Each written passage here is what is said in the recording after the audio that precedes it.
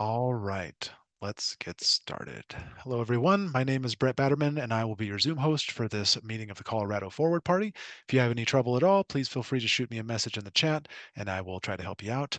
Just a few housekeeping items. We're going to ask all of you to put what city you're in the chat. That'll be very helpful. A few other things. We are recording and broadcasting the meeting onto YouTube. After the meeting is done, we'll post the recording onto the Colorado Forward Party YouTube channel. We're also preserving a copy of the Zoom and YouTube chat sessions, but we're not going to publish that anywhere. Please use the Zoom chat to ask questions. If you're watching the YouTube live stream, please use the YouTube chat to also ask questions.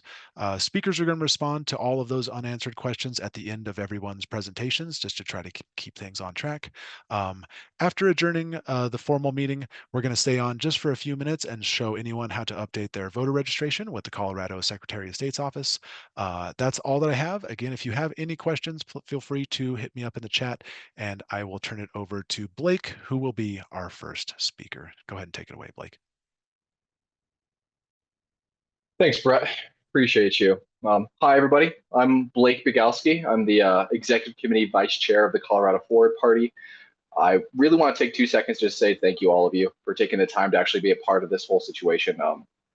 I know everyone has their own things going on, and especially in today's climate, it can get kind of busy to actually get things handled. So you guys taking the time to hear us out and kind of be a part of this whole thing, I really appreciate.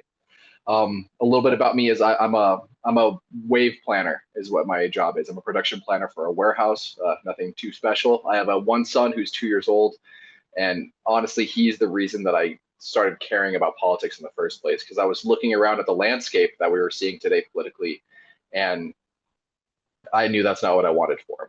That's not the future I wanted for my son. So I decided to stop complaining about things and kind of start actually actively doing something about it. I see that the two-party system that we're currently engaged in, and it's one that really encourages division more than anything else. And the things that the two parties are united on just seem to not be in the American people's best interests. And I was looking around for a better way, and that's when I came across the Forward Party. And what really set them apart than other minor parties was that they have this ideology of principles over platforms, of peoples over the party.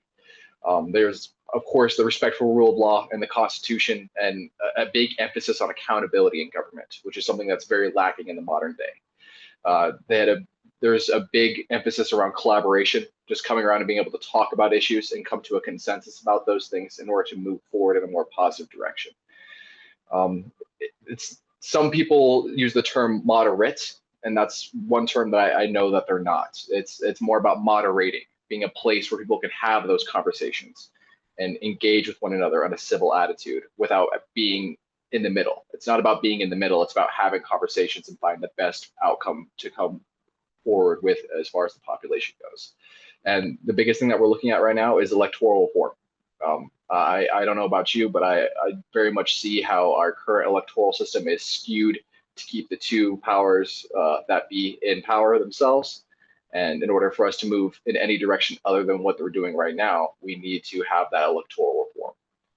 Another thing that really makes the Forward Party different than other minor political parties is we're not afraid to endorse candidates on both sides of the aisle. For instance, we had Robin Carnes, who was a Republican at a Centennial, and we endorsed her on her Senate run and try to help her get to where she needed to be. Didn't quite make the bar with that one, but she engages with people at where they're at. She recognizes where her constituency is, and she's willing to have those conversations about moving her entire population forward instead of just playing along party lines. Likewise, we have Barb Marshall out of Highlands Ranch, and he's a Democrat, but he has this view of good governance, and he has this desire to see accountability in government itself. And that's what really attracted us to Bob and allows us to continue to support him today, because he just has that drive to make America a better place, make Colorado a better place, have accountability and transparency in government, and just to make sure that he's recognizing his entire population and not walking along party lines.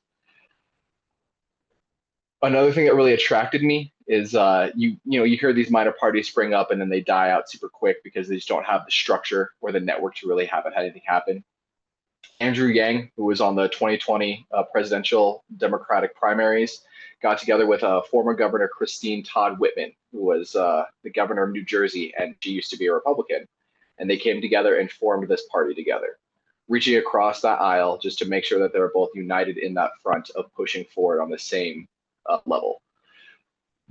So we have a national structure that's already kind of in place, and it's what allows for many of the things that we see today as far as funding, as far as making sure that we're all on the same page, as far as access to different resources that allow us to be a more competitive party at that scale. In Utah, as much as I'm a competitive person, and I don't like to admit that they're doing a little bit better than us, but they have their first state senator that is officially a forward party candidate that is at the state senate level. So we're rapidly growing in Utah. We're growing in 4 other states as well beyond that. So we have a total of 5 different states right now that are part of a minor party or a recognized committee by their state governments. Another 28 states beyond that have minor parties or organized teams that are working towards that minor party status, which once we hit more than a 50% threshold of all the states in the union, and those states are showing themselves to be competitive and we're running candidates consistently, that's when we're going to start getting national recognition as a political party. So we're expecting by, hopefully 2032, 2028, maybe. I don't want to put a jinx on it yet, but we're definitely moving in that direction towards being nationally recognized. We are here not only to just make Colorado a better place. We're here to just try to help everyone where they're at. And that's a big thing about the party, and that's a big phrase that we kind of push out there more than anything else is we're not here to move left and we're not here to move right, but we're here to move forward. And I'm hoping and really excited for all of you guys to join us on that journey of not moving left and not moving right, but moving our country and our state and our communities forward. And with that, I would like to turn things over to Kelly Dwyer. Kelly, would you care to take over? Sure. Thanks, Blake. Hi, everyone. I'm Kelly Dwyer. I sit on the executive committee with Blake, and I work with volunteers. I'm relatively new to the Forward Party and very inspired by the passion I see on the team. And I'm excited by the the momentum that I feel like is possible for us and that we're starting to gain and see. So we would love to hear from you in the chat, whether you're on Zoom or you're watching this on YouTube. If you could please put in the chat why you're here today, what motivated you to show up, because we'd love to know what's on your minds. So I'm going to read some out as I see them come into the chat. And I'll tell you, for me, I had been a voter for a long time. And okay, so Christina, trying to find a better way. And I think that, the sheer audacity and volume of the changes that this administration is making, that certainly activated me. And so that's why I showed up.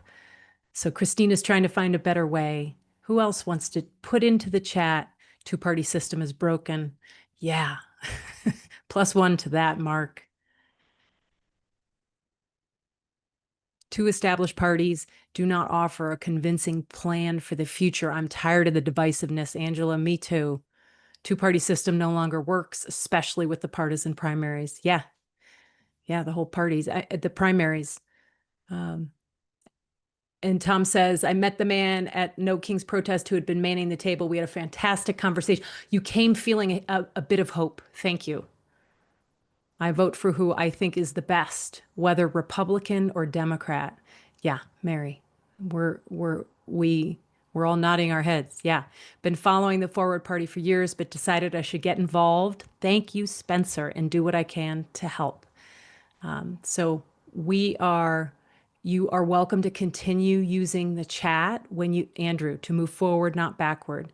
So as we move forward, when you have questions, put them into the chat.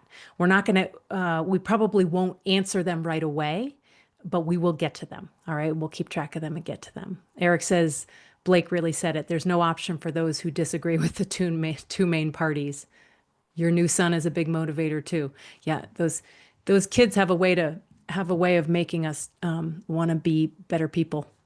The lesser of two evils is not a choice. We need the best and not to settle. Okay, thank you very much. All right, so I'm going to hand it over now to Dave, our state chair, and he's going to introduce himself. This is David Ryan, and he's going to tell you a little bit about our priorities this year and going on. Well, I echo what Blake and Kelly said. Welcome and thank you for being here tonight. Dave Ryan, so I'm the current chair for this party. We have a 9-member executive team, and we are elected by party members. So if you're registered as a forward voter, and if you sign our pledge that says you're a good person, that gives you the right to vote for executive team members. Myself, I've been involved with politics for over 20 years. The first decade primarily as working with community groups to help move forward legislation and in the Arizona State Legislature, and the movement in the for progress in the Phoenix City Council. I ran for state senate, wasn't successful in the primaries. As we'll mention very briefly here, is 83%, and this is a congressional perspective, but 83% of our congressional districts are considered safe. So whoever wins the primary ends up winning in the general, right?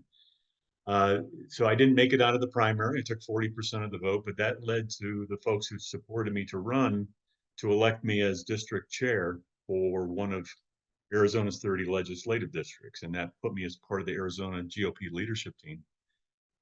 And I got quite a bit of insight because I had a number of candidates who were running in my district, as well as Senate and House leaders and city council members that participated in the legislative district. I got quite a bit of insight in how purity politics works, and this works, I'm sure, just as well on the left as it does on the right. The purity politics, the primary system, drives our people to be as pure as they can to get elected in the primary. And this is probably nothing new to people in the audience. After a couple of years of that in Arizona, the politics started getting pretty strange, and I could not stand in front of people as a leader in the GOP and be true to myself. So I ended up becoming unaffiliated. A couple years later, my wife and I moved here to Colorado to be closer to our daughter. I was looking for a way to become more back involved with policy here in Colorado, and after looking at a number of different minor parties, I was not willing to join either of the major parties. But the Colorado Forward Party stood out. There was 2 young guys that were looking to, super enthusiastic, a lot of energy.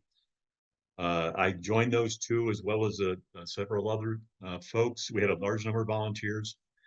And within a year and a half, we were able to qualify ourselves as a minor party. So that was in January of last year. What gives me a lot of hope is I'm also affiliated, we are affiliated with a number of national organizations of energizing people in their communities to become involved. Politics is something that is essential for our school boards, our city councils, county commissioners, and at every level of government. It takes citizens to be involved, and we don't want to leave it just purely in the hands that are elected. They need our support. We need to come together and elect people who put their communities before party and before self.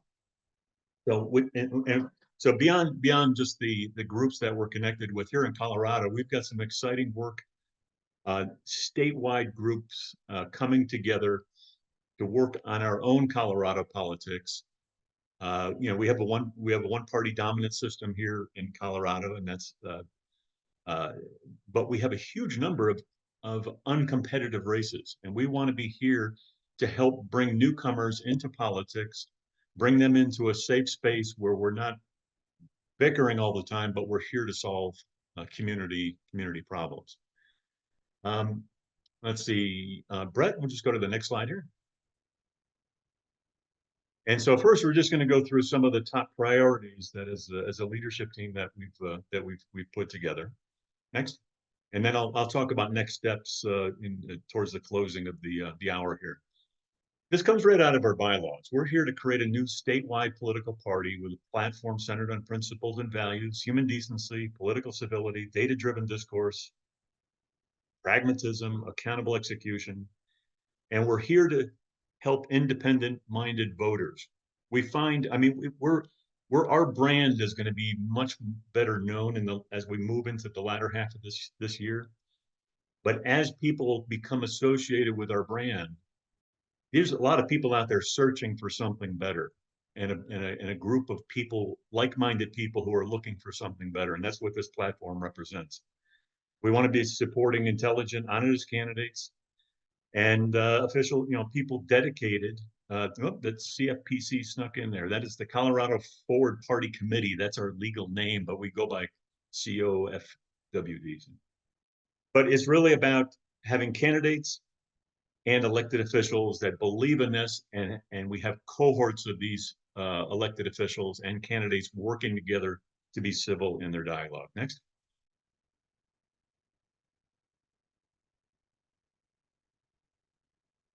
And so if we look at some of the challenges that we've got ahead of us, I mean, we have, and I mentioned my situation down in Arizona running, if you don't win in the primary, you don't even, it's the game's over after the primary.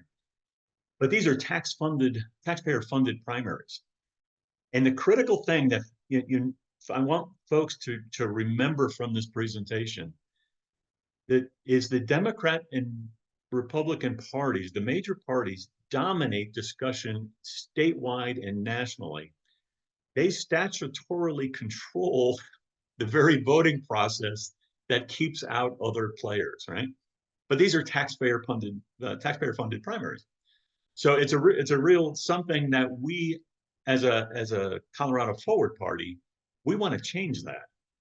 We want to make it a taxpayer funded primary that where everybody can participate, and that the extremes, the purity politics, plays a much lesser role.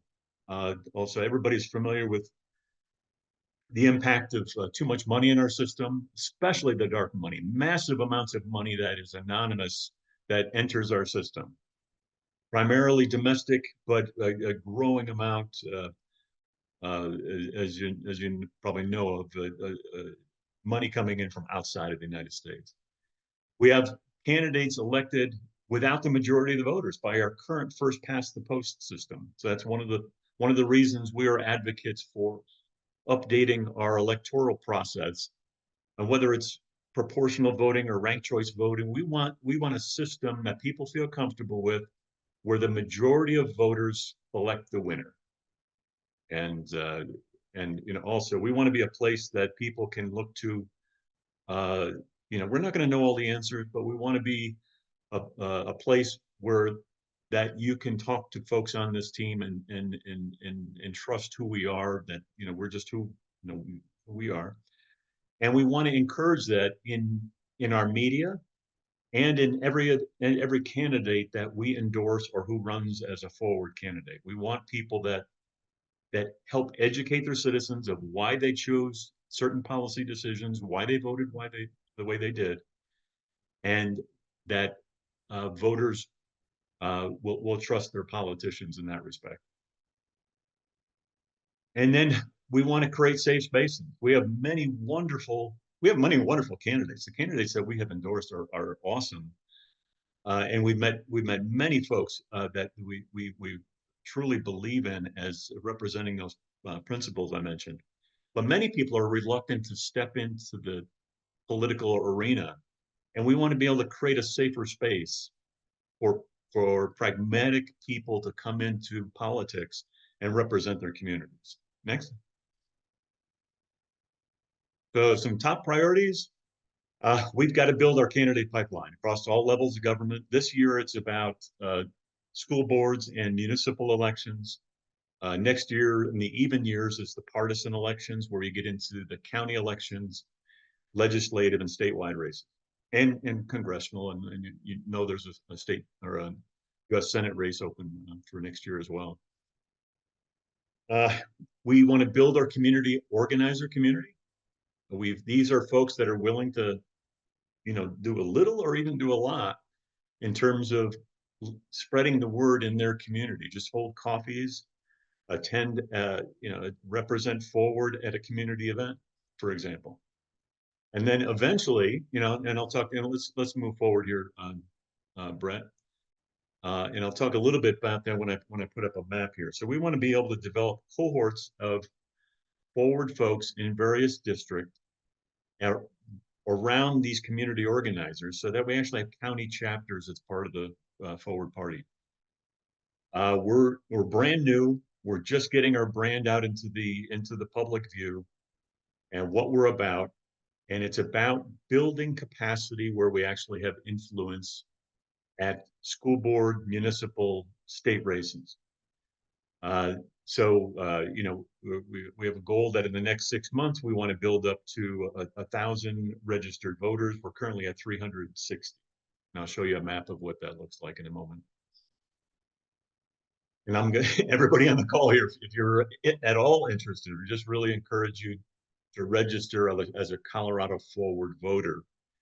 And, if you're concerned about voting in the open primaries, we have some ways to address that for you. But it's and so, as Blake mentioned, we're positioning ourselves as part of a national movement for independent-minded people. We say extremism. Extremism is a tough thing to define, but it's to me, it's follow the law. If the judge says no, it's no, right? So there's just that used to be table stakes, but that's something that's, if you sign our pledge, that's basically what we ask for. Next. We really need to get out there, volunteers. We have plenty of folks who are willing to take newcomers in and be there with them to help build the brand, get our name out in public, what we stand for, and encourage voter registration. Next. And we need to become, and I think just build that out for me, Brett. We have a goal of becoming financially self-sufficient. Doesn't take a huge amount of money. I used to belong to an organization in Arizona for 8 years.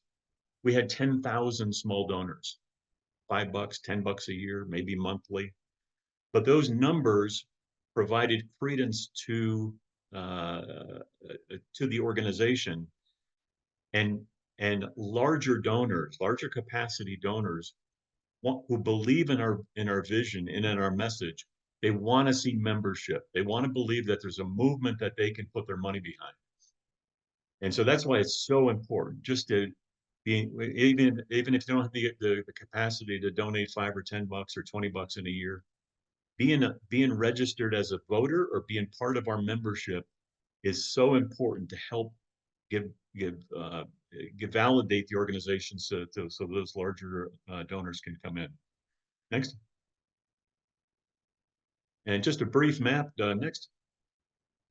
Real brief, right? We have 8 congressional districts. There are about 5.8 million people in Colorado. 5 million of them, we have 64 counties. 5 million, 85% of all citizens in Colorado are in 11 counties. 10 of those counties right along the Front Range, from Weld and Larimer down through Pueblo. And so that's a lot of where we're concentrated right now. That's where our community organizers, or many of them, are focused.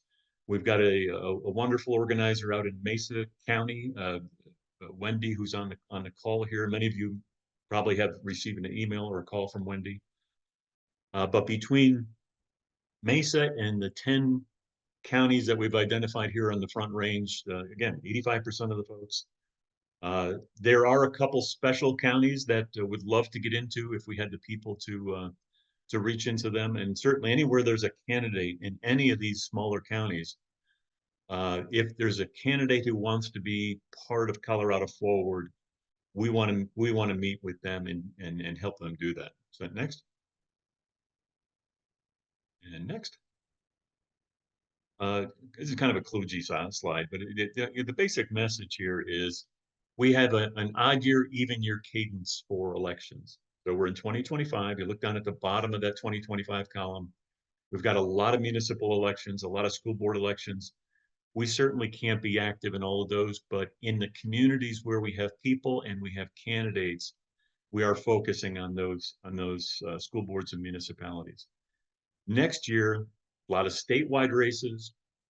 The full House is up for election, 65. Half of the Senate is up. They have that 4-year term, 4-year cycle, and the House has the 2-year cycle. We have one Senate seat open, a couple of regents. Those are aligned, except for the at-large position. The regents are aligned by congressional district. A lot of county races, a lot of municipal, even some municipal races coming up next year as well. Although that number is primarily going to be around from a partisan perspective, be it around county and statewide races, and then that cadence repeats in out years. And in 2028, obviously, is the next presidential election. Next. And next. And just very briefly, just as an area of interest, if you are interested in helping us bring forward candidates, interview candidates, we have a pipeline, both, and we don't show it on this slide, but basically the progression of the process. But we have a nationwide database of all candidates and their progress through a vetting system and post-election support. And last year nationally, we had 500 people seek forward endorsement or to run us forward. 125 actually made it through all the screens. This year, we're going to have a much larger number, and especially going into 2026, the number is going to be significantly larger again as our media starts coming out in the various states. But it starts with outreach as well as organic development. There's an application process. We go through an initial screen of the candidate. That's typically a phone call by myself or somebody on the candidate committee. Then if the initial screen goes well, we go to the full candidate committee.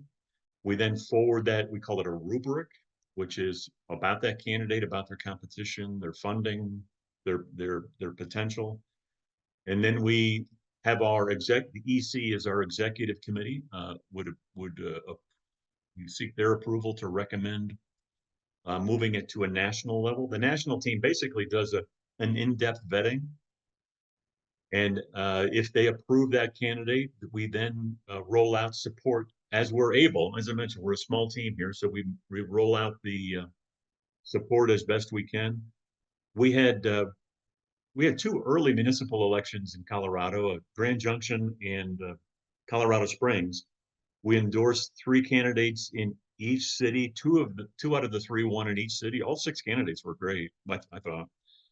And not that we were the reason those 4 won, but it was so well appreciated, even though it was a nonpartisan race, a forward endorsement that we went public and we said, you folks are good people, and we're going to tell other people about that. And then should they win, it's about cohort development, policy support, and then letting each of these forward supported people know that they've got other people that they can call on as well. Next. And just really next, I mean, this is very briefly, this coincides with the congressional chart that I showed. Most of our voters, or most of our registered voters, are right here on the Front Range. And that's where population growth has been occurring. That's where we're getting the most receptivity. We are going to be getting out into other counties as we get more people that will allow us to do that. Next. And then the last slide here, just a quick summary, Brett, if you just kind of roll that out quickly here. We were minor party January of last year.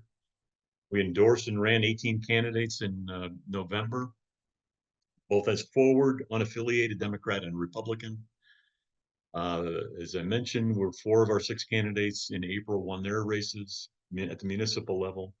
And we're currently building a candidate pipeline for this coming November. And it's primarily going to be focused in 8 communities. We have other communities that we'd like to support, but we just have to build the capacity to be able to do that. And it's not money is important, but it's really about people. Organized people can beat organized money, right? And so it's organized people builds influence and gets our brand out there. We know people are looking for something, a better way to do this. And as I mentioned, money is not the end all be all, but it's important, right? And so even if we had a $1,005 donors, it's not just $5,000. It represents a movement that attracts people who say, you know what, I can get behind this. And so yeah, that'll be the last. I'll step back in here towards the end of the hour, but thank you for following along. Thank you, Dave. You're going to hand it over to Wes. All right, Wes Sawyer is our community organizer in Colorado Springs and has been doing an awesome job. A lot of potential in Colorado Springs. So, Wes, if you're ready, please go ahead. Hey, thanks, Dave. Everybody hear me? Yep. Okay. Yeah, like Dave said, I'm Wes Sawyer. I live in Colorado Springs, and I've been a community organizer here for about 3 years. And I hope you will volunteer to help us in your community. And I want to tell you why. First, thanks for being here. I want to join my thanks that already has been expressed.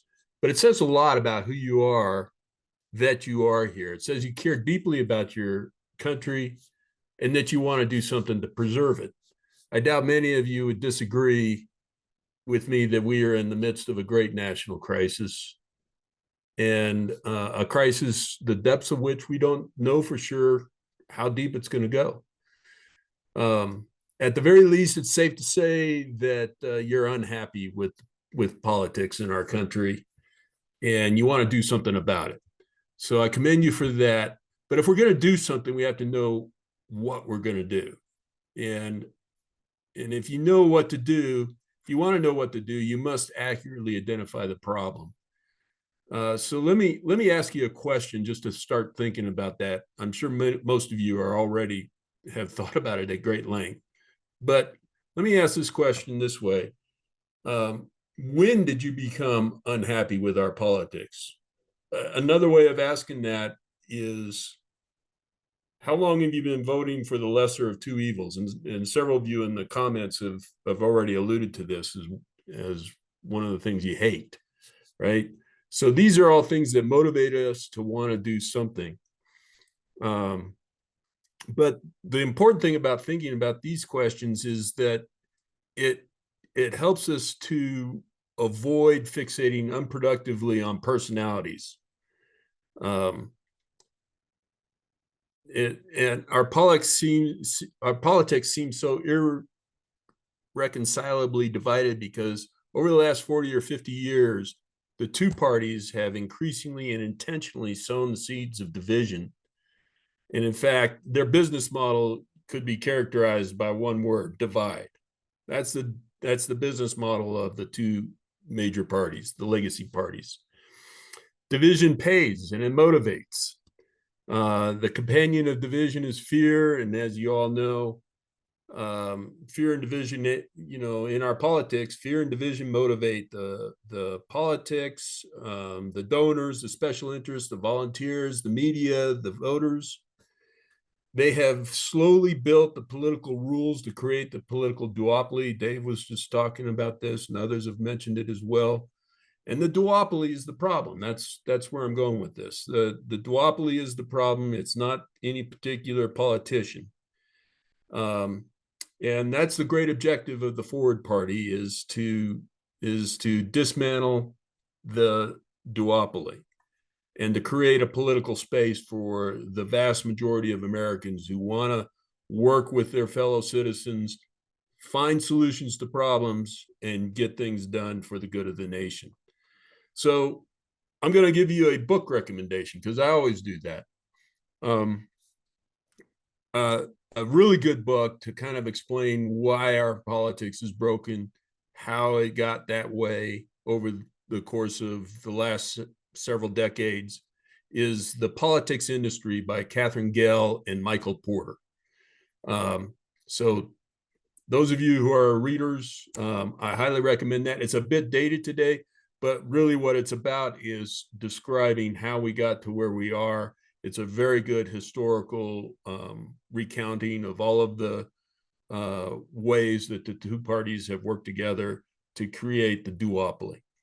And it's also got some prescriptions in there that we've already talked about as well. Some of the election reform that needs to take place in this country in order to open up our politics. And then okay, so that's why. Okay, I also want to describe to you what the community organizer job is basically, and this is open-ended because you'll find that the models that are out there for community organizers are as varied as there are community organizers. So in other words, think of how you could tailor this job to your particular temperament and talents. So the way I think of it, I kind of break it down into two categories of activity for a community organizer. One is networking. So talking to your elected officials, letting them know that there is a fourth party. Most people don't know this, even people in politics. Talking to people who are planning to run for office in your community. Anybody who's in a leadership position, they can be a leader in a not-for-profit organization, for example. And then the other category is kind of, I call it recruiting. It's about actually finding the volunteer, working with the volunteers. It's working with Kelly on ramping new people into active positions where they can be of help. It's about, Dave mentioned the candidate pipeline. It's about working with your local candidates to get them into that pipeline and all the way through that. It's about asking people to be affiliated with us through our affiliates program online, or to change their party identification to forward. We obviously are trying to help people do that as well. And then there's the liaison aspect of being a community organizer. You're a liaison among other good governance people in your community. You try to network them together, make connections that way. And then there's we have a community organizer subcommittee in the state, and you would liaison as well with that. So the particular model of being a community organizer that you would fill is really up to you. You get to drive that. You get to create what that looks like. You can be the networker, you can be an organizer, combination of those two things, all of the above. Basically, we stand ready to assist you, to collaborate with you, to equip you. So please volunteer. Kelly, back to you. Thank you, Wes. Thank you. Okay. So there were a few books that were talked about and put into the chat, and I can put those in a little later. So we've only had one question related to the content in the chat so far that I am aware of. There might be some on the YouTube. Steve, maybe you are seeing those. But Eric had asked, Dave, this was in response to you talking about the primaries and how they're held hostage by the two parties. And Eric had said, well, can that be accomplished with ballot initiatives, removing their control of the primaries? What's your answer to that? Well, absolutely. I have there is a nationwide group actually working on that state by state. It is fought by the two major parties quite extensively. And but I am hopeful that it will start succeeding state by state. We actually Prop 131 came close last November, Uh, it did not succeed for a couple reasons, but it only came a few percentage points short of passing. That was to create what they might call a jungle primary, where everybody is in the primary together. And so what that does is candidates have to appeal to, if they're come from the GOP or from the Democratic side, they have to appeal to the moderate middle at the same time as they run.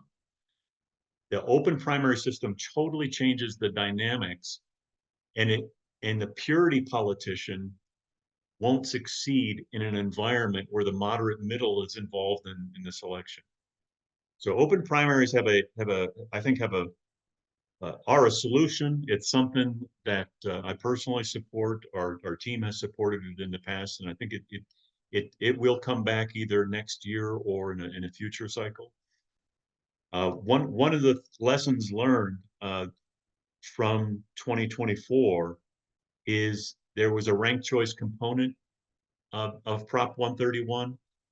Ranked choice voting really there needs to be a much broader usage of whether it's ranked choice voting, which really has a big head start here in the States. So I think it's the solution that will predominate in a lot of cities, but you're going to see it more and more often in municipal elections.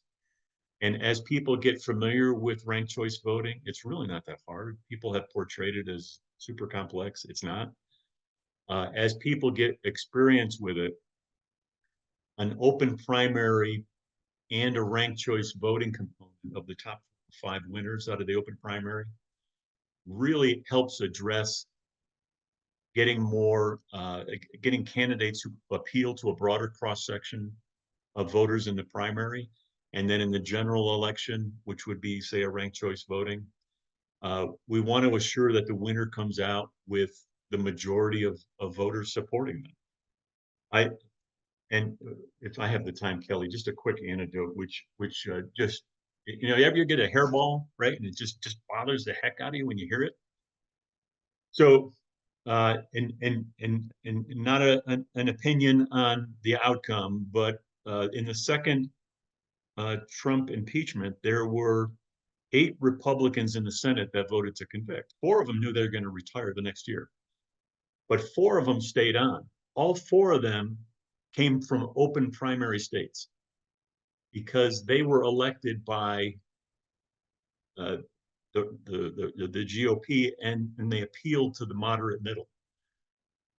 Louisiana, which is the home of our House Speaker, but is also a single party Republican state, they closed their primaries at the beginning of this year. So the senator from Louisiana, who was wildly popular, will have a really tough time winning re-election because now they've closed the primary, and which Louisiana had an open primary for 50 years, and it worked very successfully. And it was only when the senator voted to convict that they shut it down. So only registered GOP voters can vote in that primary now. So really, to me, that was just very telling of the power of an open primary and how a major party can control who represents us. And so that is a driving force for me in terms of major parties cannot be in a position of telling us who is going to represent us at the county, state, or federal level. So I hopefully that answered the question. That was a long way to get there, but I think so. And Wendy has stated, and Bob Marshall is on the call. yeah. And so he's been working with the state vacancy appointment process and around ranked choice voting as well. So Bob may want to comment on this, but I was down at Bob in a couple of his committee hearings, and one in particular, which I'll mention, and Bob may want to elaborate on that. But about 30% of our state legislators got into the legislature by appointment, and when they run for re-election, they have a huge incumbency advantage. So Bob presented a bill which basically says if you're, whether it's 15 or 50 people in your legislative committee appoint you, you can't run again. You can run for anything else, but the next time there's an election for that House or Senate, the appointed person can't run again. It was superseded. The GOP leader and the Democratic leader got together and came up with their own bill that allowed them to control. They had a solution to the appointment process, but it basically allowed them to maintain control over that election.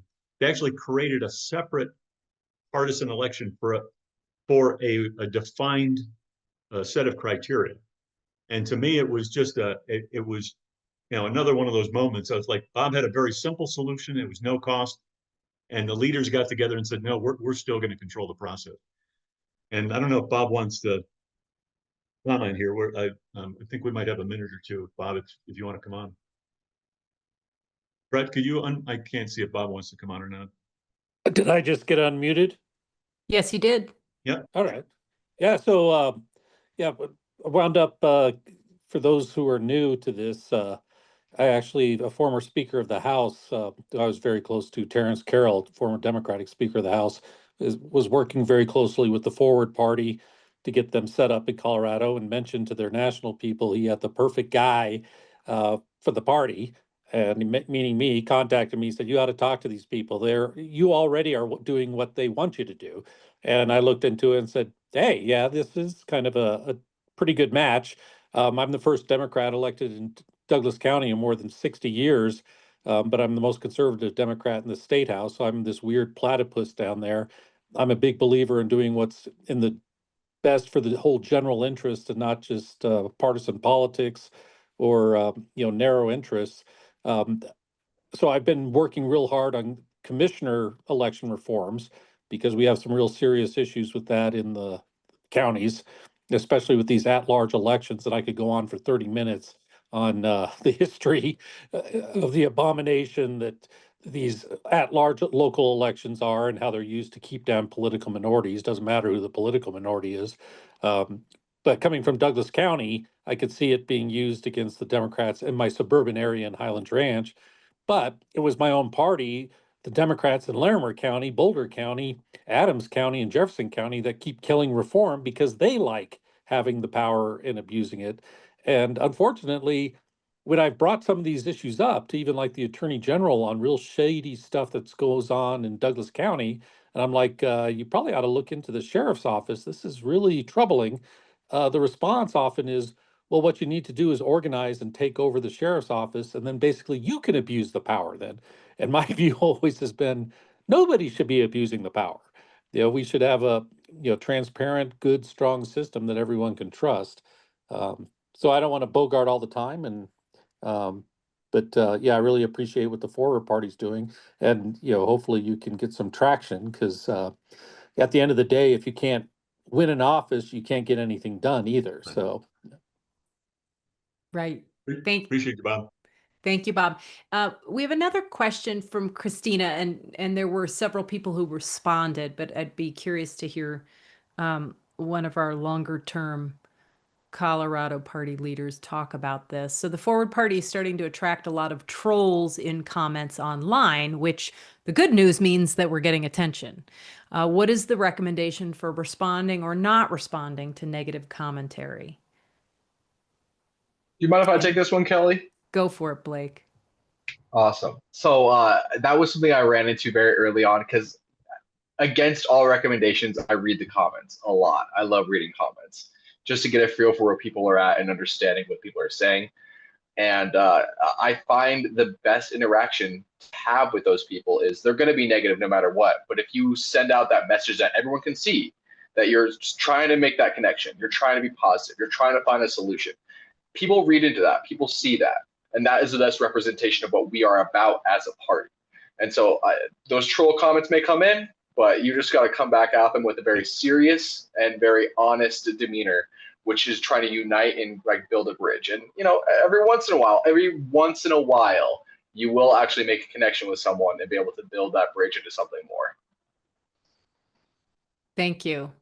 So We're about 10 minutes away from wrapping up, and we're curious to know, first of all, what's resonating most with you? So what have you heard tonight from anyone that's resonating most with you? Put that in the chat.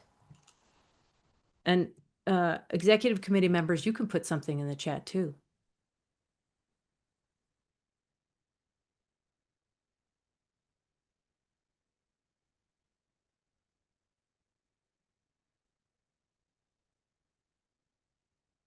I now know my neighbors are good people.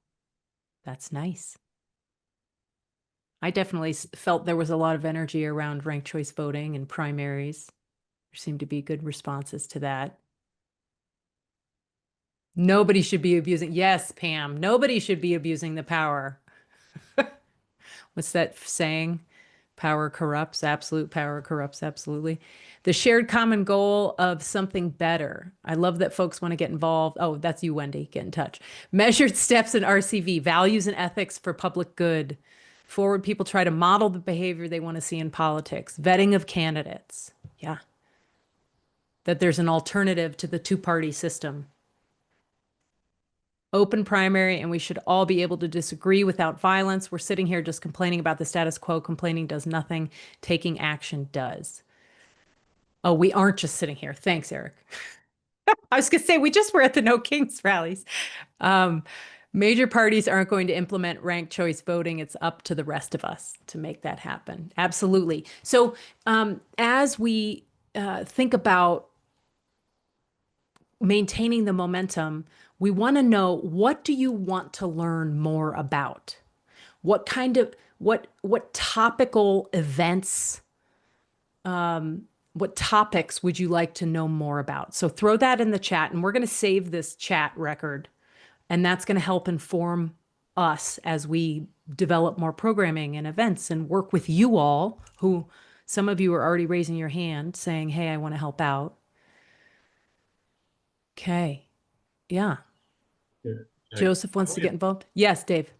yeah, just offer a thought. So one of the things to think about is we we talk to Democratic candidates, we talk to Republican candidates. We endorse, I mean, because you can imagine, right? The politics is different in Pueblo than Grand Junction than Boulder, right? And so it's candidates are the ones that have to appeal to their local communities. One of the things that, and it's a lot, I think it's from a dialogue and developing a common understanding of what that actually means is so important, because it can mean that we may be endorsing some folks from the GOP who consider themselves conservative, but it's a good fit for their community. And at the same time, we may be endorsing Democratic candidates who a conservative candidate in the current mindset is the bad person. It can be perceived that way, right? And so, but we have to be able to hold that together as a Colorado Forward team. And the people that we endorse and that we support need to recognize that there is strength in being able to hear other person's ideas, because there's good ideas from all perspectives, right? And it's coming up with the best ideas to push ourselves forward. I do want to mention we had a legislative town hall that Wendy led a couple weeks ago. Bob Marshall was part of that, but we had Democrats and Republicans, city council, state legislators, county supervisors, all on the same call.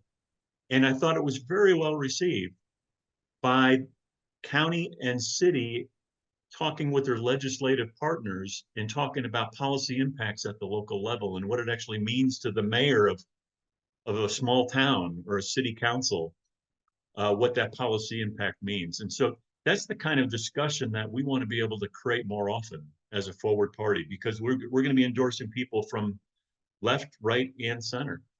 And so, but we want people who are willing to be open to listening to ideas from somebody that they normally haven't had the opportunity to.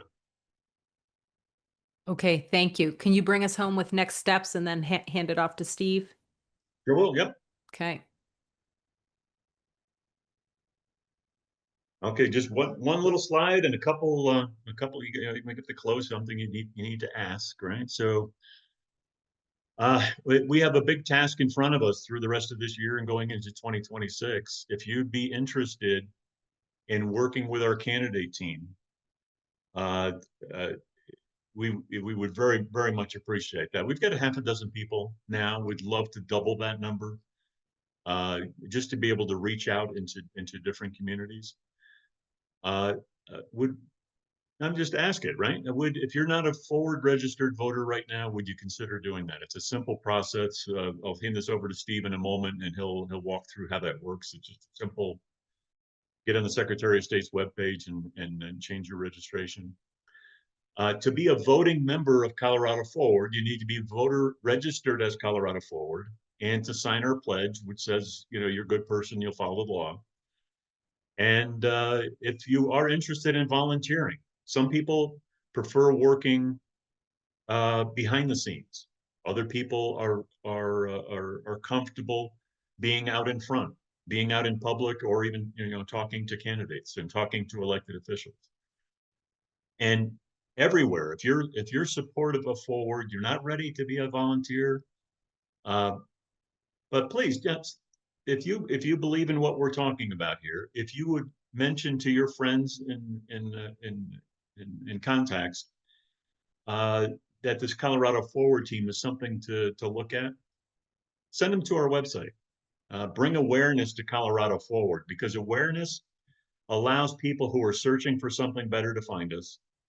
It brings in volunteers, and it brings in it becomes more attractive to candidates, and it'll have an impact on finances. It allows us to participate in more events, for example. So again, I thank you. I really appreciate everybody's participation. I'll turn it over to Steve. Kelly, I think our official agenda is over. And for folks who want to see what that voter registration looks like, Steve, please go ahead. Yeah, thanks, Dave. And thanks again to everyone for joining today. Like I said, I am going to demonstrate how you can affiliate with us, but I would like to reiterate first what Dave said, which is that if you'd like to get more information about us, please go to coloradoforwardparty.com. There is a join button up near the top of the screen that you can use to join the party. And all that means is you give us some contact information for yourself, email address and or phone number, your choice. We'd also love a zip code that tells us where at least you're located, so we can let you know about events in your community. And of course, as people have expressed, we are trying to form communities across the state. So we would love to connect you with other like-minded people in your location. So again, coloradoforwardparty.com, Colorado Forward Party, all one word, no spaces. And then click the join button. If you'd like to contact us without providing anything other than your email address, there's also a contact option in some of the drop-down menus. So you can certainly do that. But let me assure you that we are pretty conservative with your contact information. We are not going to spam you. We are not going to send a bunch of irrelevant information to you, either to your email address or to your phone number if you give that to us. We're going to be judicious in contacting you.